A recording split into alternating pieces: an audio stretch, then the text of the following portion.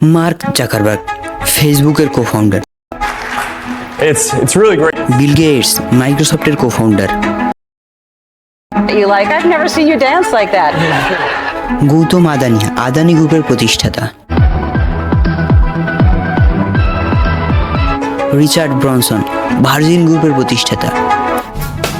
In 1966, a 16-year-old boy suffering from dyslexia dropped out of school only to build a multi-billion-dollar empire.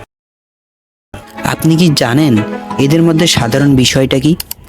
আপনি হয়তোবা ভাবছেন এরা হচ্ছে পৃথিবীর অন্যতম ধনী ব্যক্তিগণ এবং তারা পৃথিবীতে তাদের রাজত্ব বিস্তার করছে।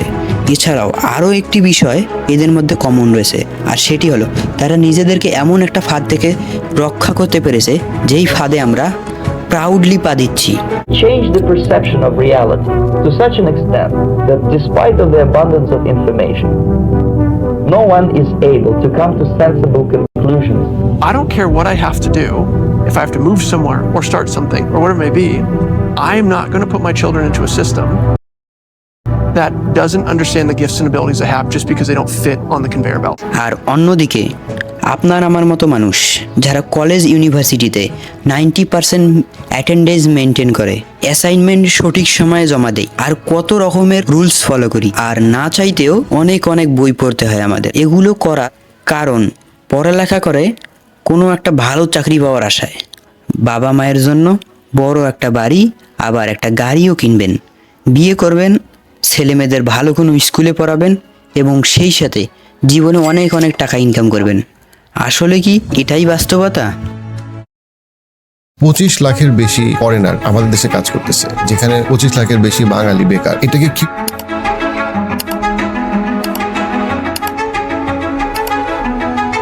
15 বছর কঠিন পরিশ্রম করার পর একটা ডিগ্রি পাই, আর এই ডিগ্রিকে পুঁজি রেখে কত সরকারি বেসরকারি প্রতিষ্ঠানে চাকরির জন্য অ্যাপ্লাই করি, কিন্তু কোনো না কোনো কারণেই আমাদের রিজেক্ট করা হয়। ধীরে ধীরে আমাদের সেলফ কনফিডেন্স কমতে থাকে, ঘরের দরজা বন্ধ করে উপরওয়ালার কাছে চিৎকার করে বলি, এবার একটা চাকরির ব্যবস্থা করে দাও। যদিও কোনোভাবে একটা চাকরি পেয়েও যান, তার স্যালারি এত কম হয় যে তা দিয়ে পরিবার চালানো দুষ্কর হয়ে যায়।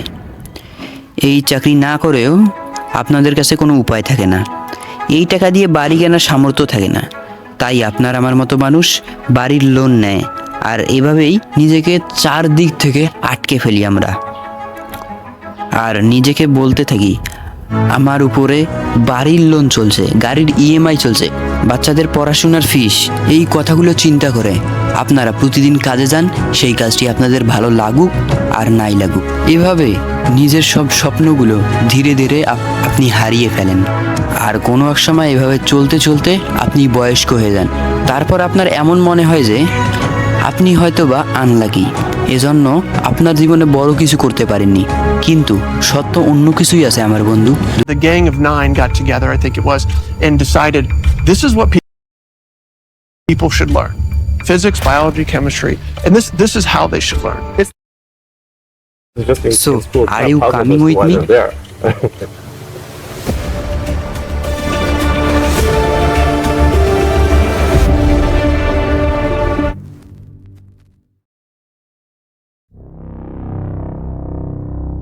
সালটা ছিল 1806, যখন নেপোলিয়নদের সাথে প্রুশিয়ানদের একটা যুদ্ধ হয়। সেখানে প্রুশিয়ানদের one of the best army থাকা সত্ত্বেও তারা হেরে যায়, আর অনেক চিন্তা ভাবনা করার পর প্রুশিয়ান লিডার এটা বুঝতে পারলো যে তাদের সেনাবহর ছিল সেরা, কিন্তু তারা তাদের লিডারের কথা না শুনে নিজেদের বুদ্ধিমত্তা ব্যবহার করে যুদ্ধ করতে চাইতো।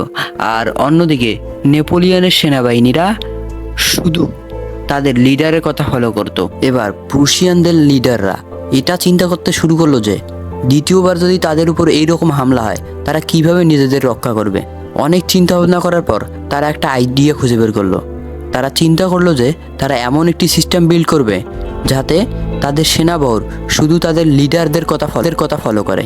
এমনটি করার সবচেয়ে বেস্ট উপায় হলো তাদের ব্রেইনকে কন্ট্রোল করা, সো দ্যাট সেনাবাহিনীদের যেটা অর্ডার করা হবে তারা শুধু ওই অর্ডার অনুযায়ী কাজ করবে।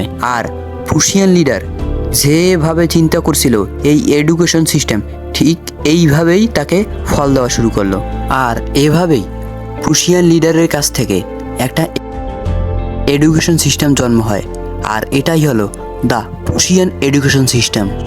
এরপর ডিফারেন্ট কান্ট্রিগুলো তাদের এডুকেশন সিস্টেম প্রুশিয়ান এডুকেশন সিস্টেমের আদলে তৈরি করতে লাগলো। সাল 1760 থেকে 1840 পর্যন্ত ইন্ডাস্ট্রিয়াল রেভলিউশন এক অনন্য উচ্চতায় পৌঁছায়, আর সেই সময় পৃথিবীর অর্থনীতি খুব তাড়াতাড়ি পরিবর্তন হয়। আর যারা কৃষিকাজ করত, হাতে কোনো ছোটোখাটো প্রোডাক্ট তৈরি করে অর্থ উপার্জন করত, ঠিক এই সময় পৃথিবীতে প্রযুক্তি ডোমিনেট করা শুরু করে। যেখানে একটি মানুষ একটি প্রোডাক্ট তৈরি করতে কয়েক দিন সময় লাগতো, আর সেখানে একটি মেশিন তার সে কয়েক গুণ বেশি একদিনেই কাজ করতে পারতো। But there was a problem. আর এভাবেই ফ্যাক্টরিগুলোতে ওয়ার্কারের ঘাটতি দেখা দিতে শুরু করলো। যারা কৃষিকাজ করত, ছোটো মোটো কাজ করে জীবিকা নির্বাহ করত, তারা কেন একজন লেবার হিসেবে কাজ করবে? এই সমস্যা সমাধানে প্রুশিয়ান এডুকেশন সিস্টেম ছিল একটি অত্যন্ত কার্যকারী উপায়।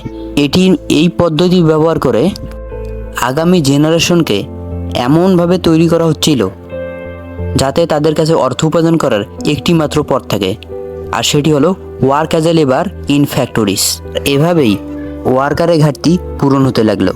Prussians produced a universal education system in the late 1800s because they were afraid they were losing military superiority, and they wanted to produce a cadre of mindless, obedient soldiers. That was expressly the purpose. আর এটি ছিল এই ভিডিওর part 1, আর এই ভিডিওর part 2 দেখতে চাইলে অবশ্যই comment করবেন।